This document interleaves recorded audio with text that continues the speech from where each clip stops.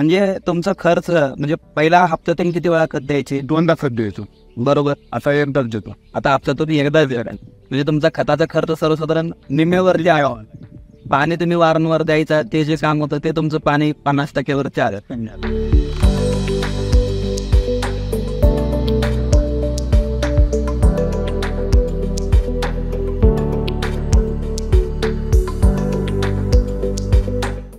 नमस्कार शेतकरी बंधू. तर आज आपण खेरवाडी गावामध्ये आहे आणि टोमॅटोच्या लागवडी खेरवाडी गावामध्ये बऱ्यापैकी चांगल्या प्रमाणात आहेत. तर खेरवाडी गावामध्ये आधुनिक तंत्रज्ञान अवलंबण्यासाठी हे जे काही आपले सांगलीतील शेतकरी आहेत ते स्वतःचे ओळख करून देतील. नाव सांग. पाडळ गणेश पवार, गणेश संगमनेर, सुधाकर संगमनेर. तर इथे तिघा मित्रांनी ठरवलं की यावर्षी आपण एक आधुनिक तंत्रज्ञानाचा वापर करून पायलचं न्यूरो त्यांनी इन्स्टॉलेशन केलेलं आहे. आणि जे काही गैरसमज आतापर्यंत भाजीपाला पिकांमध्ये होते की प्रत्येक 2-3 दिवसाला खतं खूप मोठ्या प्रमाणामध्ये लागतात, टोमॅटोसारख्या याला पाणी खूप मोठ्या प्रमाणामध्ये लागतात, तर या सगळ्याला त्यांनी बगल देऊन पायलोचं न्यूरो बसवलेलं आहे.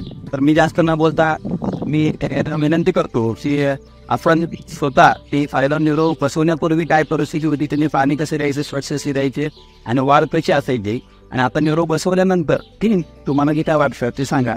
प्रत्येक तुमची ओळख करून देईन. माझं नाव गणेश पवार. आम्ही फायलो बसवण्यापासून आम्ही 8 दिवसाला ते पाणी द्यायचो. ते पहिले ते 4-4 दिवस होते. खाताचा येतो त्याचा परिणाम थोडा कमी झाला आहे, खर्च कमी झाला आहे.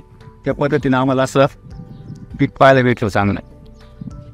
पूर्वी एक माझा प्रश्न तुम्हाला आहे की प्रत्येक चौथ्या दिवशी 3ऱ्या दिवशी आपण पाणी द्यायचं आणि खतही द्यायचं, आणि खूप लोकांचा असा म्हणणं आहे की भाजीपाला पिकाला 2ऱ्या-3ऱ्या दिवशी खतं खूप मोठ्या प्रमाणात गेली पाहिजेत, फळं मोठ्या प्रमाणामध्ये निघतात, त्याची वाढ चांगली होण्यासाठी आणि फळाची सेटिंग चांगली मिळण्यासाठी आपल्याला 2ऱ्या-3ऱ्या दिवशी पाण्याने खत गेलंच पाहिजे.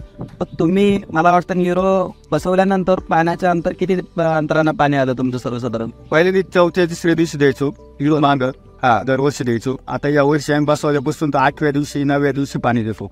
नाही तुमच्या या जमिनीनुसार जमीन पाणी 8व्या-9व्या दिवशी आलं म्हणजे तुमचा खर्च म्हणजे पहिला हप्त्यातून किती वेळा खत द्यायचे? दोनदा खत द्यायचो, बरोबर. आता एकदाच देतो. आता हप्त्यातून एकदाच द्याल म्हणजे तुमचा खताचा खर्च सर्वसाधारण निम्म्यावरती आहे. पाणी तुम्ही वारंवार द्यायचा, ते जे काम होतं ते तुमचं पाणी 50% वरती आलं.